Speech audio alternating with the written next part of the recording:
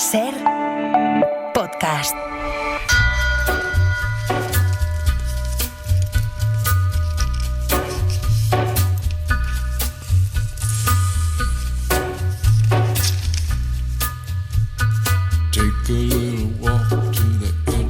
Estamos en plena Semana Santa, es Viernes Santo y os hablar de santos y me viene a la cabeza Ramón Besa y Manuel Javois. Hola Ramón, ¿qué tal? Muy buenas. Muy buenas. Hola Manuel, buenas noches. ¿Qué tal? ¿Cómo estáis? Buenas noches. ¿Qué tal vosotros? ¿Qué tal estáis pasando la Semana Santa? Ramón, ¿por dónde andas? Pues ando en Alcoriza, cerca de Calanda, cerca de Julbe y todo lo que eso sea en provincia de Teruel. Y en plena Semana Santa, o sea que entre tambores, bombos, procesiones, estoy totalmente inmerso en lo que es la Semana Santa. O sea que has visto en Calanda el arranque de las 26 horas de tamborrada continua, ¿no? Sí, a las 12. Ayer estuvimos también aquí en Alcoriza, donde empezó a las 12 de la noche, ¿sí? Y hoy en las 12 del mediodía en Calanda, donde es un auténtico espectáculo con cada cofradía. Pues me he dedicado a seguir más que nada a una de las cofradías, es imposible entrar en la Plaza Mayor, y ahí estoy disfrutando como espectador, no como periodista. Pues bueno, a veces de eso salen crónicas, historias, pero de una zona que desconocía. Siempre había tenido mucho interés especialmente por Calanda, por Buñuel, por los melocotones, por tantas cosas, ¿no? Y ahora coincide que unos amigos, bueno, mi consuegro, que es de Julbe, pues me invitó ahí estoy, o sea, disfrutando gracias a ellos de los padres de Laura, que es la compañera de mi hijo Sergi, pues de lo que es una Semana Santa en Teruel. Qué bueno, si puedes ir a un sitio que no conoces, encima tienes anfitriones que te lo enseñan y te lo cuenten. Exacto. Maravilloso. ¿Y tú, Manuel, por dónde andas? ¿También disfrutando de la Semana Santa o no? Yo tuve una oferta muy apetecible para ir a ver La Madrugada de Sevilla, ¿sí? Que es una cosa que hay que ver una vez en la vida. No ha sido como esta. Mínimo. Porque sí, no ha sido esta, porque finalmente contra el buen tiempo, las playas de Galicia y la familia, es muy, muy, muy difícil competir, y resulta que aquí se ha dado un mini verano increíble, y llevo aquí varios días compaginando trabajo, o sea, pero trabajando mirando el mar, que es una forma diferente de trabajar a la de trabajar en una oficina o en un despacho. Hombre, ¿no? Y entonces me he perdido realmente en mi pueblo. Sí, hay procesiones, en Pontevedra son bastante conocidas, bastante famosas, en San Senso menos, pero las hay, pero no he visto absolutamente nada. Estoy entre el teclado y la playa, o sea que agradeciendo mucho estos festivos, pero no honrándolos como se debería. O sea, tu retiro espiritual es familia, amigos, playa y teclas, ¿no? Sí, y bastante teclas, sí, pero bueno, ya te digo que muy bien, muy llevaderas, sí. Está bien.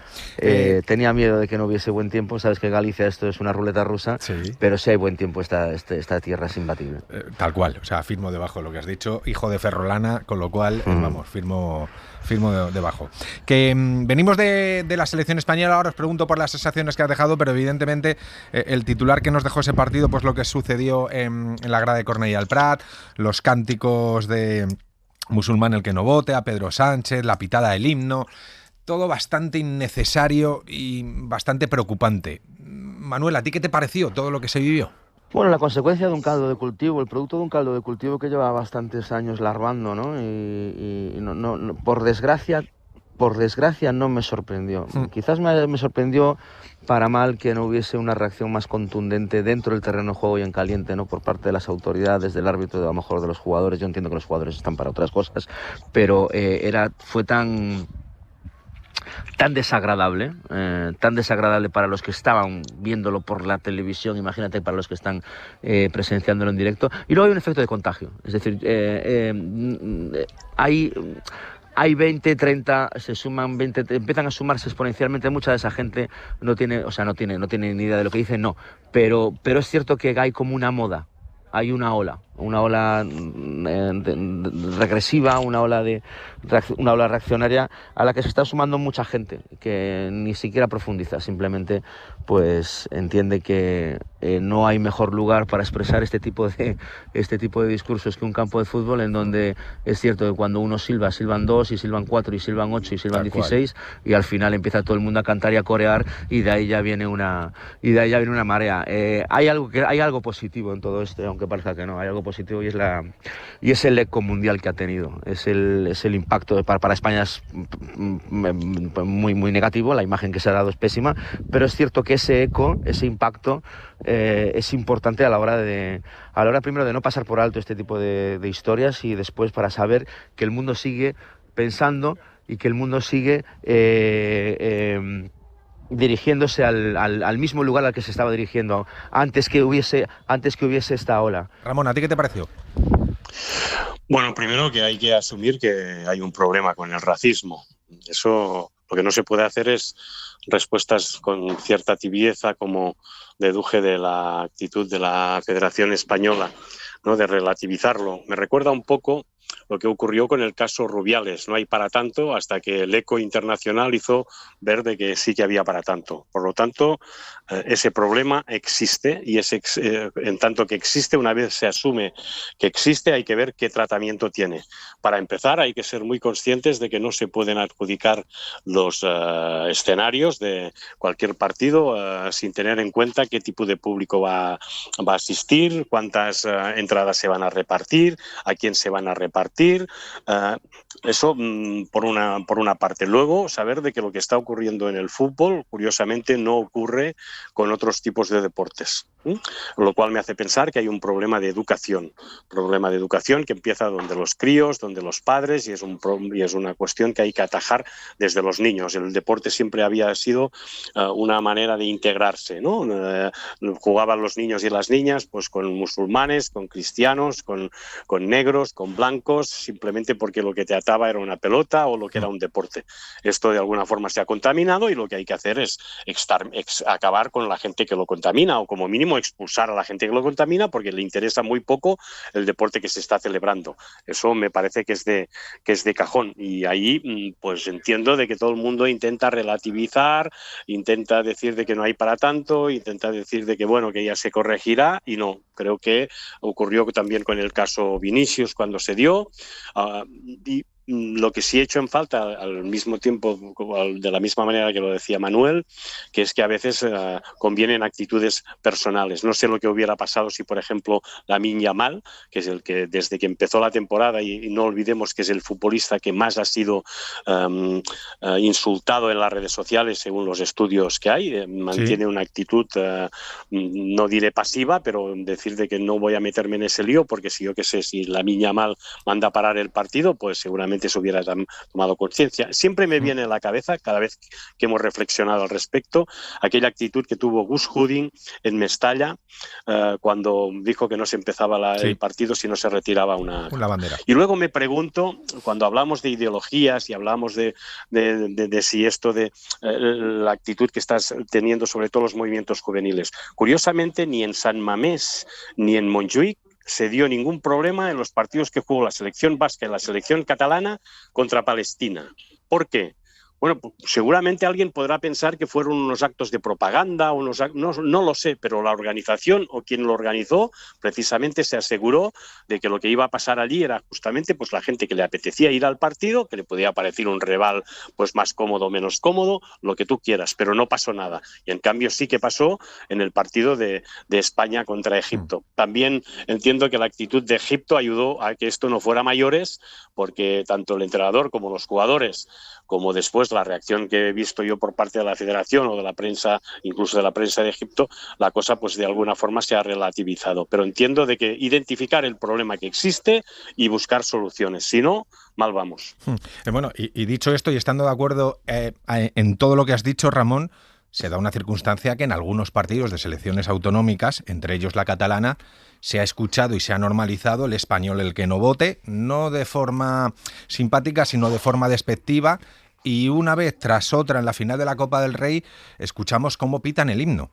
Pero una pitada monumental. Y hemos normalizado porque decimos, no, es libertad de expresión. Para mí eso no es libertad de expresión. Para mí eso también es una falta de respeto.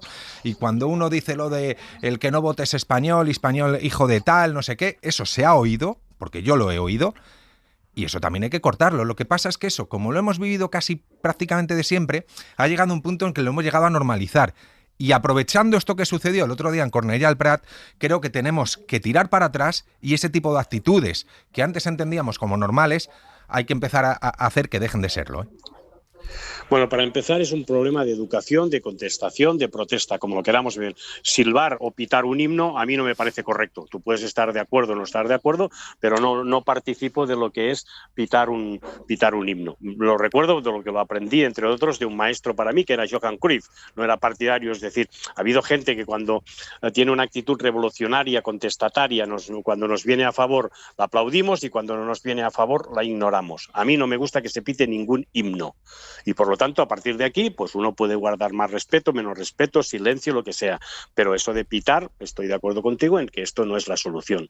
Y luego de quien vote o no vote, que sea el himno, decir que se haya convertido en el que vota o no vota, pues hay gente pues que no le apetece votar. Hay muchas otras formas de protestar o de expresar contrariedad o disconformidad, no lo sé.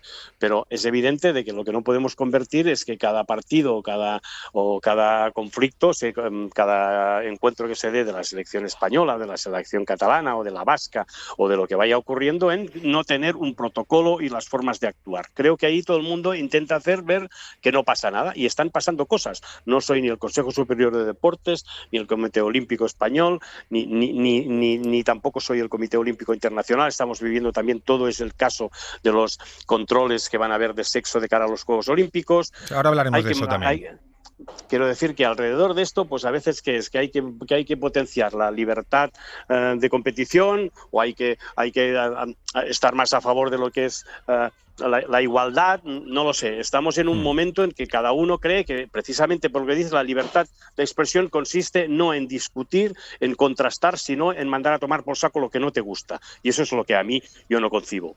Pienso más en el diálogo, pues admito que puede haber gente independentista y uno se puede ser independentista, pero esto no significa necesariamente una serie de consecuencias que otros sí creen. Se puede ser nacionalista catalán, se puede ser nacionalista español, se pueden ser de muchas condiciones, pero tiene que haber un fondo común en determinados actos y entonces esos protocolos hay que de alguna forma respetarlos. Yo digo, ¿cómo se respetan o cómo se hacen? Para mí la parte fundamental es la educación, que es la que estamos perdiendo. Y como la educación, eso empieza en las escuelas, con los padres, con muchas cosas. O sea, yo estoy viendo ahora, por ejemplo, en partidos de fútbol que se están jugando en categorías inferiores en Cataluña, a padres que es que me da igual que si son más españoles o más catalanes o son lo que son, en que lo que convierten es cada espectáculo en una cosa reprobable, precisamente. ¿Por qué? Porque pues, la educación de estos críos les dan incluso apuros a cualquier otro vecino que sea normal para que esté viendo el espectáculo. Manuel. Yo de todos modos estoy de acuerdo con lo que estáis diciendo. No estoy de acuerdo con una cosa, no creo que el racismo contra los españoles por ser españoles en cualquier parte del mundo sea el mismo racismo que el racismo con los musulmanes por serlo en cualquier parte del mundo. Eso no significa que apoye, defienda y legitime el cántico del español que no vote, que está focalizado en tres a lo sumo comunidades históricas de España en las que hay un conflicto más bien de independencia, no independencia, etcétera. Pero creo que las motivaciones son bastante diferentes, ¿no? Que no me gusta ni quiero ni nunca apoyar ese cántico, porque además es un cántico de división además entre los tuyos, y sobre esto hemos escrito ya muchísimo los que nos dedicamos al periodismo sobre lo que significa que uno se considere por encima de otro o que tenga más derechos que otro.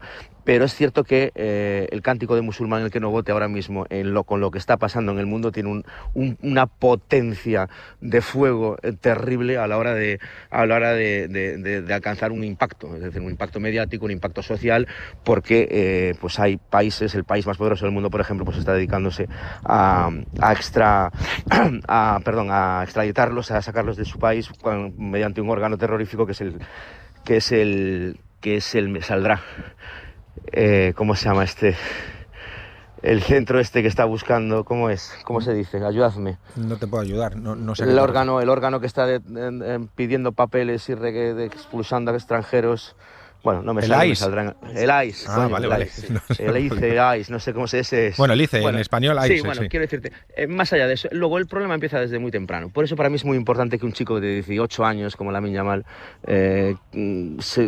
haga ese post, escriba lo que ha escrito, porque muchísimos fans de Lamine Yamal, tienen millones en todo el mundo, muchísimos, estoy seguro de que defienden ese cántico. O que lo hacen, o que lo practican, o que tienen ideas que, dedicadas al odio, a la división, etcétera. Pero no por tanto como por estudios, pues simplemente por la inercia de lo que hablábamos antes, ¿no? Porque de repente hay una ola, sobre todo entre los chavales jóvenes, que consideran guay o consideran cool decir cosas como esas porque suena muy punk de repente ser malo, ¿no? Y que haga ese post, que intente hacer reflexionar a la gente de lo que significa. Era un cántico, efectivamente, de la ficción dedicada a sus adversarios, pero no estaba dedicada a sus adversarios porque había jugadores en España, en la selección española, que también son musulmanes. Es decir, no tiene ningún sentido.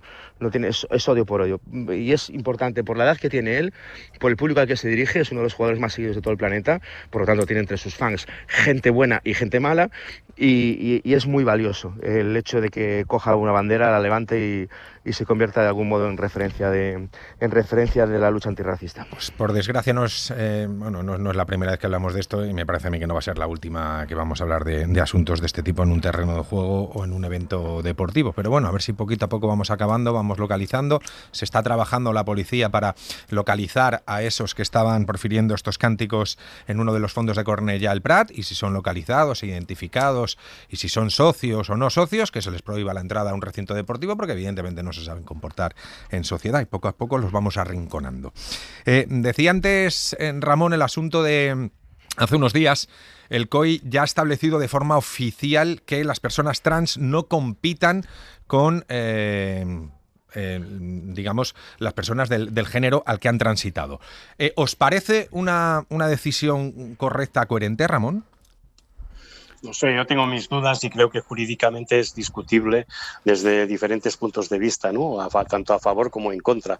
Por tanto, yo estoy en este momento entre los que están en el limbo. Es decir, por una parte, tú tienes que favorecer la igualdad de participación y que cualquier persona tiene derecho a competir, y otra, pues para decir que la competición sea sana y sea limpia, ¿no? Digamos, de que de alguna forma, pues para preservar lo que es el deporte femenino y el deporte masculino, si podríamos discutir sobre la condición de binarios, sobre los avances que han habido a nivel social para que una persona que sea trans pueda competir y no tenga que ser de alguna forma escudrinada. Pero por la otra forma también entiendo pues la gente que quiere que sea una competición, pues para que haya una igualdad entre mujeres cuando compiten entre mujeres y hombres cuando compiten entre hombres, pues también creo que los que defienden esa causa tienen sus argumentos. De manera que soy incapaz en este momento, como tantas cosas en la vida, de tener una opinión respecto a que estoy a favor y que estoy en contra. Me declaro que estoy en mar de dudas, en el limbo, y no tengo en este momento una opinión formada. ¿Manuel? Yo he tenido opiniones muy contundentes sobre esto, no sé si incluso he llegado a escribir en algún momento cuando fueron los Juegos Olímpicos. Luego escucho otra parte, leo, me informo, la matizo, luego vuelvo a tener otra opinión contundente. No, nunca encuentro... Es que es un tema muy complicado. Yo entiendo perfectamente, y defiendo que una persona se sienta y haga todo el proceso de transición, pues de ser mujer, por ejemplo, ¿no? Y entiendo perfectamente que en cuanto a la competición profesional, la competición atlética, hay una genética superior, que es la masculina, más rápida, más resistente, más veloz. Bueno, en fin, eso está en los números, ¿no? Y entiendo entonces que eso pueda provocar conflicto a la hora de competir, pero también defiendo el derecho de las personas trans de hacer lo que les dé la gana y de competir en donde les dé la gana. Por lo tanto, fíjate qué opinión tengo. Agradezco muchísimo no ser la persona que tenga que tomar decisiones en este asunto. No es que no me quiera mojar, es que me puedo mojar por cualquiera de las dos cuestiones. La primera la tengo muy clara. Una persona tiene que ser lo que es, tiene que defender su identidad y tiene que transicionar si quiere, y si no quiere transicionar, hacerlo de otra forma. Pero conozco y por mi trabajo he trabajado y he escrito mucho sobre este asunto, eso lo tengo muy claro, no hay ningún tipo de debate para mí, pero es cierto que a la hora de correr los 100 metros lisos, a la hora de levantar peso, a la hora de tal, ahí puede haber una ventaja. Eso es evidente. Entonces, ¿hasta qué punto esa ventaja puede ser determinante? No lo sé. Entonces no puedo ser todo lo contundente que que no te voy a decir que me gustaría porque no me gusta ser contundente, pero no puede ser todo lo claro, mejor dicho, que podría serlo en un asunto así, querido. Yo sí. Se puede separar la persona del atleta, ese es el drama, ¿no? Porque la persona creo que todos respetamos. Sin que duda. pueda ser es lo que que ella quiera creo ser. Que no se pone en duda. Exacto. El tema bueno, de... algunos sí que lo ponen en duda. Bueno, algún café. Alguno hay. Sí.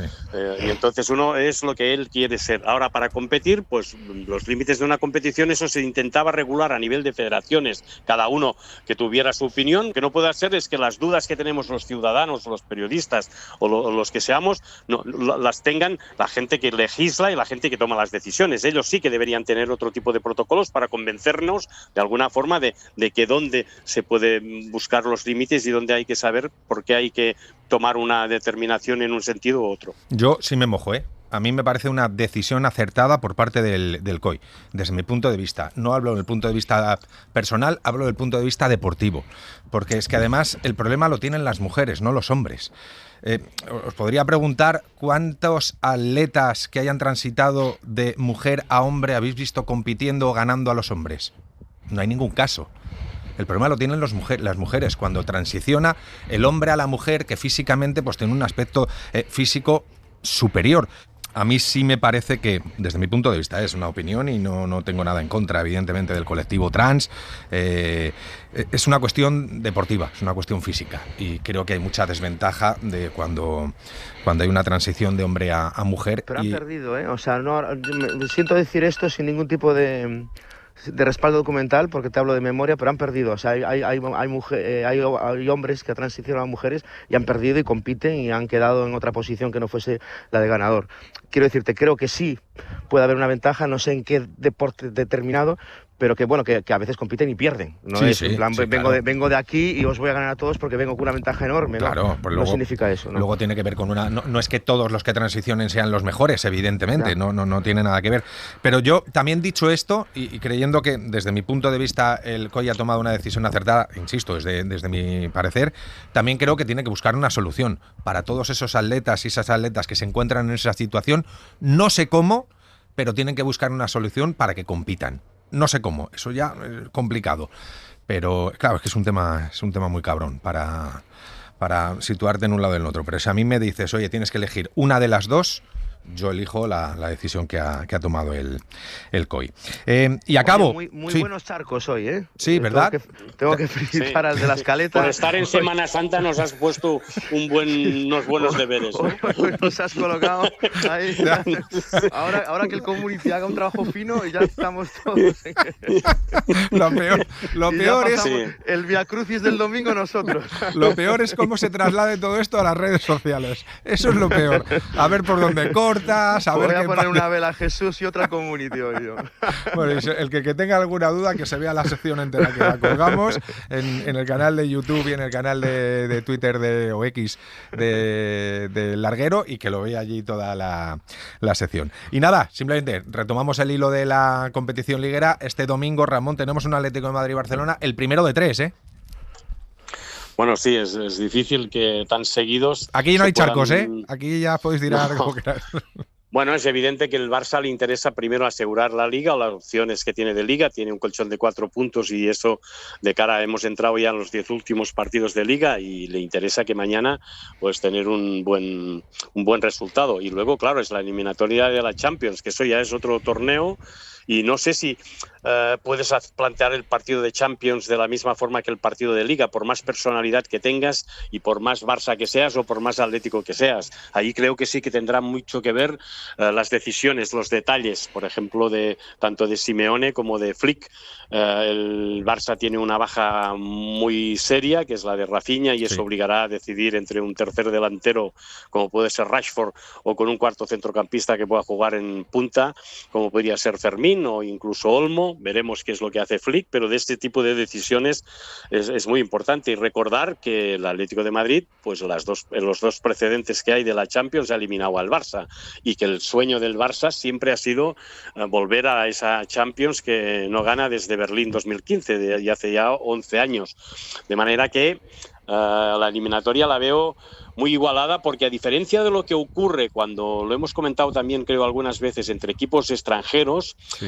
Siempre hay una capacidad de sorpresa que es muy difícil que se dé entre equipos españoles. No. Sí, tal cual. Aquí no se da, se conocen mucho y por lo tanto cualquier decisión, hablaremos seguro de arbitrajes, hablaremos seguro de los entrenadores, hablaremos seguro de algún error o de algún acierto, hará que se decante en un sentido u otro. Y si Paco no me corrige, creo que las 2 veces que el Atlético de Madrid eliminó en Champions al Barça, llegó a la final y las 2 las perdió con el Madrid. Así que si pasa el Atlético de Madrid, los números dicen que se podría plantar en la final. Veremos si se encuentra de nuevo al... ¿Firmas, Paco, llegar a otra final? ¿Sí? ¿En serio? Vale. Bueno, aquí un Atlético valiente. En fin, queridos, que gracias por meteros en los charcos sin botas de agua. Que la semana que viene más y disfrutad del fin de semana. Un abrazo. Un abrazo grande. Igualmente, hasta luego. Gracias, adiós. Para no perderte ningún episodio, síguenos en la aplicación o la web de la SER, Podium Podcast o tu plataforma de audio favorita.